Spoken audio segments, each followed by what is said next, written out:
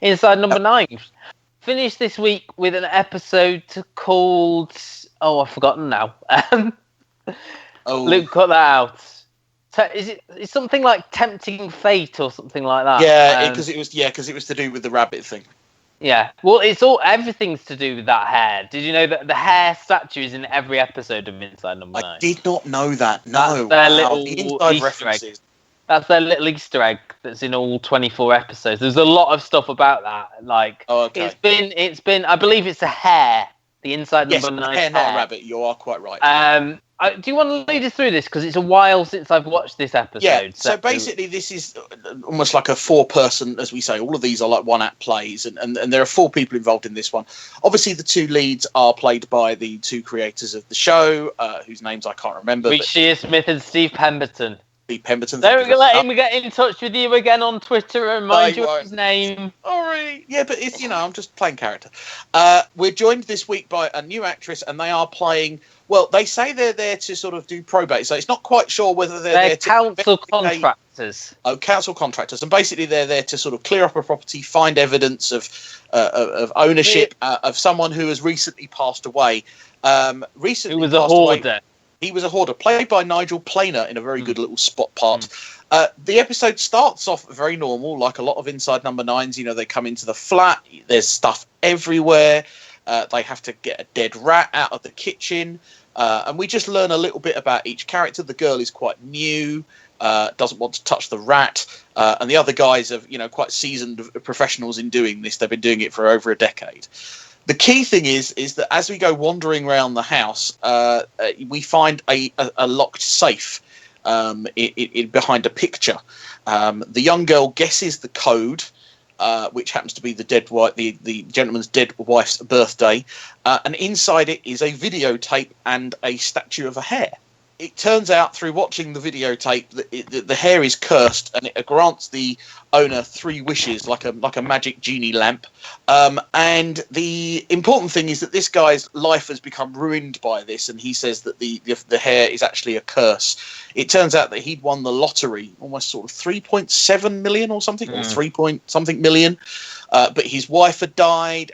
Well, he'd asked for things, didn't he, through the hare, like money, and his wife had put on like some weight. He wanted her to, put out of her misery or lose weight, and she ended up dying. And it's very much like be careful what you wish for, isn't it? It's one of those, it's a very you can ask for things. I liked the little bit where one of them, the Rhys Shearsmith character, was had a degree in this kind of reaction, or degree in entomology or something. I can't remember. Whatever, but he was some sort of, he said, you can't wish for more wishes. That's not allowed. And it's almost like the rules thing out of Scream 2. You've got to inside No.9. You've got to wish for something moral. So at some point, the young girl basically says 93,000, and he goes, "Well, what are you doing that for?" "Oh, well, it's not too much. It's not too little." And then, ironically, the other guy finds what we assume is 93,000 or just over 100,000 in the Monopoly box, because the Monopoly money had been stored under the floorboards that they were having to take up. From there, the show takes its customary but brilliantly written dark turn.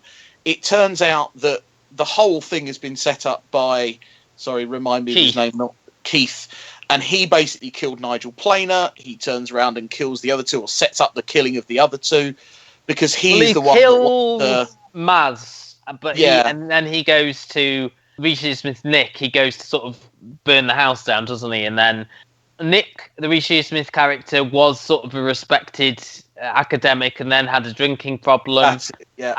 And Keith has a son with I can't remember now. I can't remember. In a wheelchair, but he can't afford to pay for treatment for him. And the reason he came to the house and to kill Nigel Planer was that he heard that there was a lot of money in the house because of the lottery win, and then he was trying to sort of cover his tracks and things like that. And it ends again very darkly with everyone blowing up, including Keith's son Charlie, who arrives after Nick's wished him to be, cured. Yeah, I love the dark turn. The 9 in this episode was the name on the flat. I'm looking for that now. In everything I've watched the programme, I'm looking for the 9. Not just Inside Number 9, you're looking for it in every programme. Where is it in Endeavour? Where is it in... Where is it in the news? Whatever. Where is it in Jeremy Kyle? You'll have a field day on blooming Match of the Day. They're all wearing 9s. Well, there's at least one 9 on every team, so, you know. But yeah, I really liked this one. I really thought this was clever. I know I've read some comments, see people saying, oh, we saw it coming, you know, the twist was too obvious.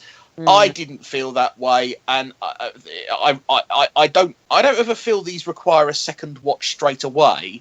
But I do feel like I could return back to this one at some point and not really mind that, you know, there was that you know, that maybe we were led there. You know, but I don't mind that. I think that's clever. You know, it's the whole Truman Show thing. You know, you can watch that film one way and then you watch it another when you know the twist, and it's still worth watching. It wasn't my favourite. I didn't mind the twist. I think one question I would have is, does it affect, you know, does the twist matter? Does it matter how good the twist is? I don't feel I'm there watching it purely for the twist. I think I'm beginning to be able to enjoy the storytelling for what it is.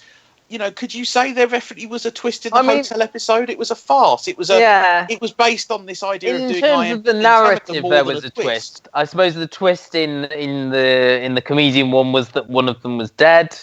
Yeah, but again, was that a twist or was that just, you know, good storytelling? Well, yeah. But I think it was a twist in that, you know, they had set it up at the beginning that this is his funeral and his friend's coming back and he's seeing the vision of his friend. We were presented with it as yes, he's alive.